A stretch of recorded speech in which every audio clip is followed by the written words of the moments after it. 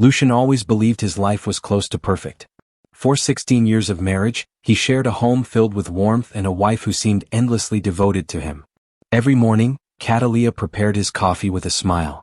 Every evening, when he returned from the tall glass towers of the financial district, she greeted him with gentle words and soft laughter. Their house in the suburbs, with its trimmed hedges and carefully tended roses, looked like a place built on loyalty and trust. Lucian was a senior IT specialist at one of the largest financial firms in the city. His days stretched long, sometimes deep into the night, filled with codes, servers, and emergency calls.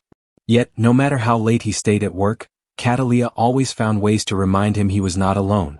She would call him just to ask if he had eaten, send a photo of the dinner she kept warm for him, or leave him a voice message filled with affection. To anyone who looked at their marriage from the outside, it seemed flawless. To Lucian, it felt unbreakable. But there were moments, fleeting and delicate, that brushed against his peace of mind. Catalia had grown protective of her tablet, often carrying it with her from room to room. If she left it on the couch, she would return quickly, claiming she forgot it. Lucian noticed her smile sometimes did not reach her eyes, as if she were playing a role. He told himself it was nothing. His wife was caring, loving, and faithful. There was no reason to doubt her. October arrived with a crisp chill in the air, leaves crunching beneath shoes, and the familiar rhythm of his long work nights. On the morning of the 15th, Lucian kissed Catalia goodbye as she held his hand a little longer than usual. She told him to work hard but not too hard. He laughed, promising he would be fine. That night, as he entered the office, a wave of system alerts demanded his attention. His team worked quickly, hours passing in a blur of screens and commands. By midnight, the crisis was unexpectedly resolved. Lucian leaned back in his chair, exhausted but relieved. The thought of going home early sparked a quiet excitement in him. For years, Catalia had been the one surprising him with care. That night, he wanted to be the one to surprise her. He imagined her asleep under the warm blankets, unaware that her husband would walk through the door much earlier than she expected. The drive home was calm. The city lights shimmered like scattered jewels, and the air was heavy with autumn. Lucian parked in the driveway and stepped out, pulling his coat tighter against the breeze. But as he approached the house, something unsettled him. The windows were dark, every single one of them. Even the soft glow of a night lamp in the living room was missing. He unlocked the door quietly, entering with the thrill of a surprise still alive inside him. The house was silent. Too silent. He walked through the hallway, his shoes brushing against the polished floor, and entered their bedroom. The bed was untouched, the sheets perfectly in place. No warmth, no sign that Catalia had even been there. Confusion stirred in him. He whispered her name, half expecting her to appear with a smile, teasing him for sneaking home early. But there was only silence. He walked back to the living room, where the faint reflection of the moon lit the glass table. There, resting on the couch, was her tablet. The device buzzed with a new notification. Lucian hesitated. He had never once invaded her privacy. Their trust had been the foundation of everything. But something inside him, a quiet instinct, told him to pick it up. His hand trembled as he unlocked the screen. The messages were there, bright against the darkness, lined in a thread of intimacy that struck him like a blade. They were not meant for him. They were for a man named Jason. Lucian's chest tightened. The words were clear. Catalia spoke of longing, of desire, of secret meetings timed perfectly with his overnight work. Jason replied with promises of passion and whispers of nights they shared in stolen hours. The illusion shattered in an instant. The perfect marriage he had trusted for 16 years dissolved before his eyes. His heart pounded in his chest, his breath shallow. He scrolled further, reading line after line, until the truth became undeniable. His wife, the woman he had trusted above all else, had betrayed him. Lucian's hands clenched around the tablet. Anger and disbelief collided within him, but beneath it all was something worse. A deep, hollow ache of loss, as if the floor beneath his life had been pulled away. He stood there in the quiet house, staring at the words that had broken his world. And in that moment he knew nothing would ever be the same again. Lucian remained in the living room long after midnight, the tablet heavy in his hands. His thoughts swirled in chaos, disbelief fighting with anger, sorrow battling against rage. The messages were still open on the screen, cruel evidence of what Catalia had hidden. 16 years of love and trust felt like a cruel stage play, every moment rehearsed to cover the truth. He tried to reason with himself, tried to believe there must be some mistake, some misunderstanding. But the words were too explicit, too intimate. They spoke of nights together, of laughter in private spaces, of a bond built on deceit. Jason called her my light, and she answered with words Lucian had once thought belonged only to him. The weight in his chest grew unbearable. His hand shook as he typed a short, sharp message to Jason from Catalia's tablet.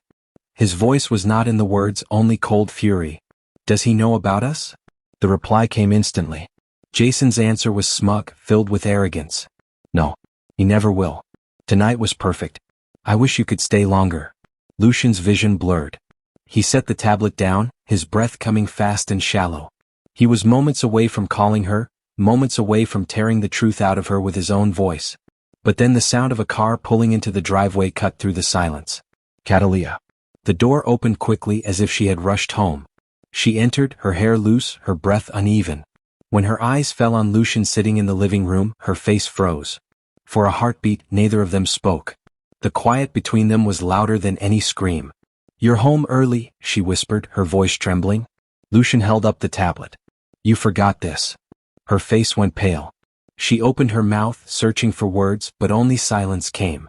Lucian's eyes stayed locked on her, unblinking, sharp. He did not shout. His voice was low, controlled, but filled with venom. "How long?" Catalia shook her head. "Lucian, please, it's not what you think." He rose to his feet, his hands clenched at his sides. "How long?" She backed away, her hands trembling. 6 months, she finally admitted, her voice breaking. "But it wasn't serious, it was." "Not serious?" Lucian's voice cracked, louder now, filled with a rage he could no longer hold back. "You used my nights at work to crawl into someone else's arms. You lied to me every single time you kissed me goodbye." Tears filled her eyes. "I was lonely. You were always gone, always buried in work. Jason made me feel seen. I didn't want to hurt you, You didn't want to hurt me?" He laughed, bitter and broken. "Every word you sent him, every lie you told me was a knife in my back. Don't tell me you didn't want to hurt me." Catalia reached for him, desperate, but he pulled away. Her tears fell faster now, streaking down her face. "Lucian, please, I love you. I made a mistake. Don't throw away 16 years because of this. We can fix it. I'll end it with him tonight. I swear it." Lucian's eyes burned with fury and grief. "You ended it the moment you let him touch you. The moment you chose him over me." Her sobs filled the room, but Lucian was unshaken. He stood tall, his voice like steel. "It's over, Catalia. Whatever we were died the moment you betrayed me. I'll have the papers ready in the morning." She dropped to her knees, begging, her words broken, incoherent. But Lucian walked past her, his steps heavy, his body trembling with the weight of betrayal. He shut the bedroom door behind him, leaving her sobbing in the living room. That night, he lay awake staring at the ceiling, listening to the sound of his wife crying in the next room. The woman he had trusted with his life had destroyed everything. And though the pain was unbearable, his mind was already certain of one thing. The marriage was finished. Morning arrived heavy and gray, as if the world itself had absorbed the weight of the night before. Lucian had not slept. His eyes were bloodshot, his body numb, but his decision was firm. The silence of the house pressed against him. Catalia sat at the kitchen table with her hands wrapped around a mug she had not touched. Her face was pale, her eyes swollen from hours of crying. Lucian entered the room without a word. He moved with quiet precision, pouring himself coffee, his movements sharp and mechanical. He did not look at her. She finally broke the silence. "Lucian, please. We can fix this. I'll cut him off. I'll do anything." Her voice cracked, desperate and pleading. Lucian's eyes lifted slowly, piercing through her. "You already did everything. 6 months of lies, of using my work to cover your betrayal. 6 months of sharing yourself with someone else while I thought I was giving you the world. There is nothing to fix." She shook her head violently. No, you can't just end 16 years in one night. We've built a life together. Please think about everything we have, everything we've shared." "Everything we had," Lucian corrected, his tone like ice. "It's gone, Catalia. You chose him. You chose to throw this away, not me." Her sobs returned, spilling into the quiet kitchen. She reached across the table, but he stood, stepping back. Don't touch me." His voice was sharp, final. The day blurred into motion. By evening, Lucian had already called a lawyer. He explained everything with a calmness that surprised even himself. His heart was in ruins, but his will was iron. He filed for divorce within days. Catalia fought, begged, pleaded at every step, but his resolve did not falter. The process was swift. Lucian kept the house, the home they had once shared, while Catalia moved back into her parents' residence across town. Watching her leave was like watching a ghost fade away. She clutched a suitcase in one trembling hand, her eyes locked on him, silently begging for him to change his mind. But Lucian's face was stone. As the door shut behind her, the silence returned. Only this time it was permanent. Nights turned long and suffocating. The house felt cavernous, filled with shadows that reminded him of laughter that no longer existed. He wandered from room to room, haunted by memories stitched into the walls. Their wedding photos, their shared souvenirs from trips, even the faint scent of her perfume on the pillows reminded him of everything that was gone. At first, grief consumed him. He drowned in it, every night spent staring into the dark, every morning dragging himself to work with a hollow chest. But anger, sharper than grief, pushed him forward. He refused to be broken forever. Weeks passed, then months. Lucian threw himself into his work, staying late not because he had to, but because it was the only place where the pain dulled. The financial firm rewarded his focus. Promotions followed. His colleagues began to notice a harder edge in him, a man no longer distracted by small talk or idle chatter.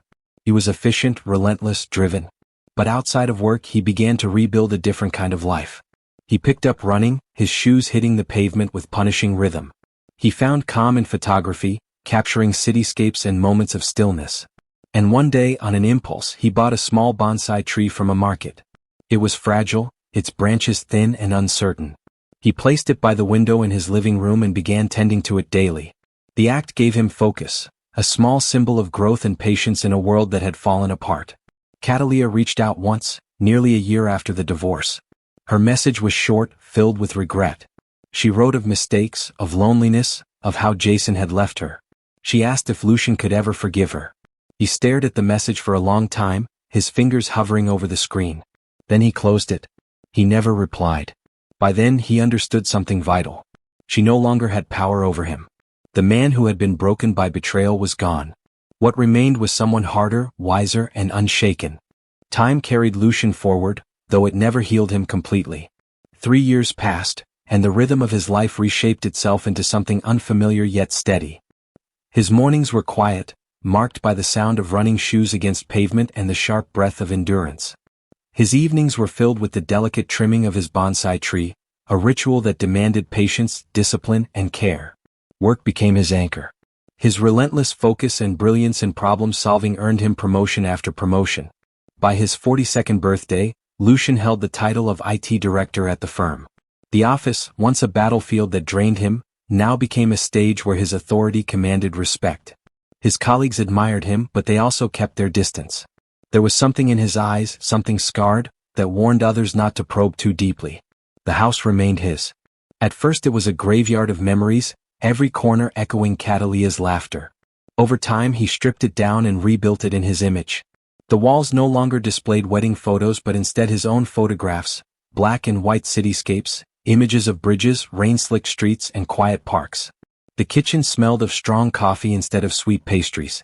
His bedroom was stripped bare of anything sentimental. Despite the solitude, Lucian was not entirely alone. He found friendship in unexpected places.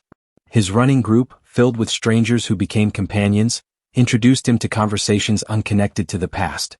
Colleagues invited him to dinners where he learned to laugh again, cautiously at first, then with sincerity. Slowly, he built a new circle that respected his silence but welcomed his presence. Yet the past never fully disappeared. At times, when night pressed too heavily against the windows, Lucian still heard Catalia's voice in his memory. He would see the tablet on the glass table, glowing with betrayal. He would see her tear-stained face begging for forgiveness. The memories no longer broke him, but they lived in him, shaping the man he had become.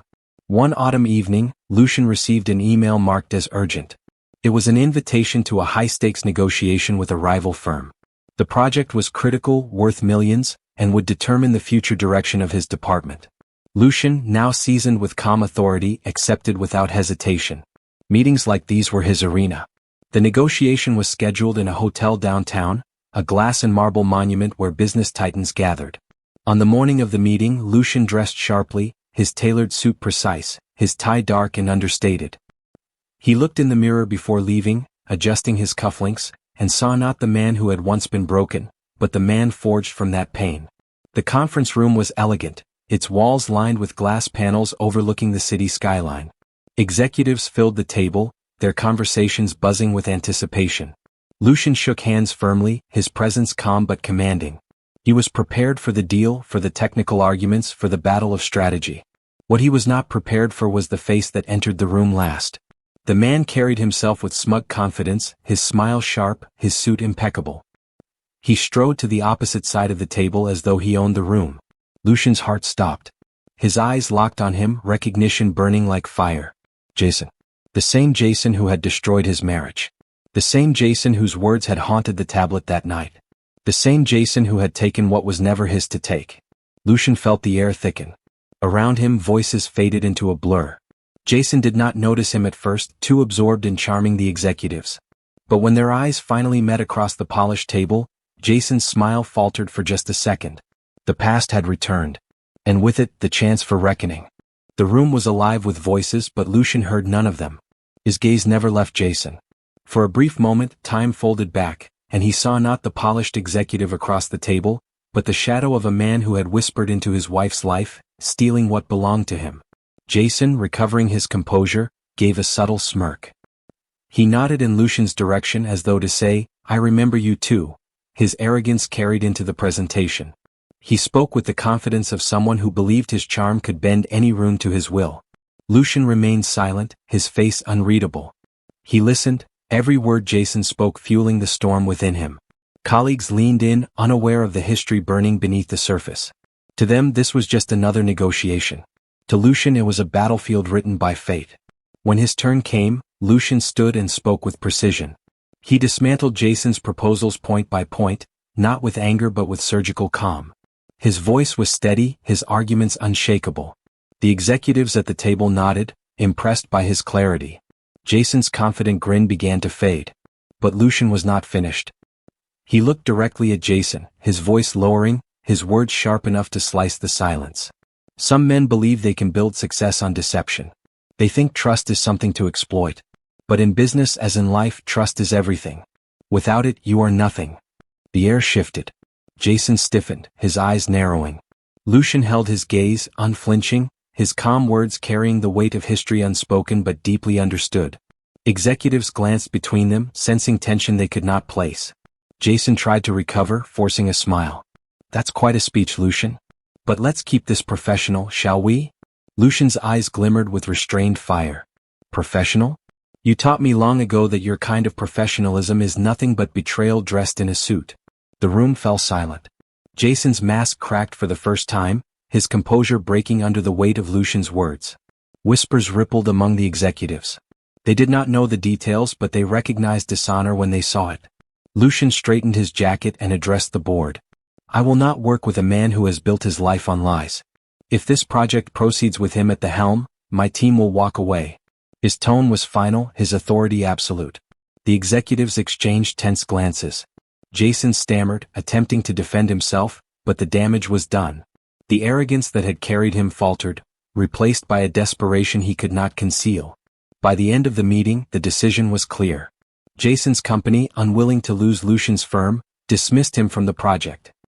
His face burned red with fury as he gathered his papers, his eyes shooting daggers at Lucian. But Lucian did not flinch. He simply watched, calm and steady, as Jason walked out of the room, this time stripped of victory, stripped of power. The meeting resumed, but Lucian no longer needed to argue. The victory was his, not only in business, but in reclaiming a piece of himself that betrayal had once stolen. As the room emptied later that afternoon, Lucian lingered by the window, looking down at the city streets far below. He had faced the man who once shattered his world. And he had not only survived, he had triumphed. The evening fell calm and quiet, the city skyline glowing with scattered lights.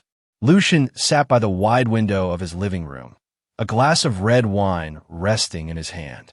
The day had been long, but its end carried a weight unlike any other. For years, betrayal had lived inside him like a shadow, whispering doubt and pain.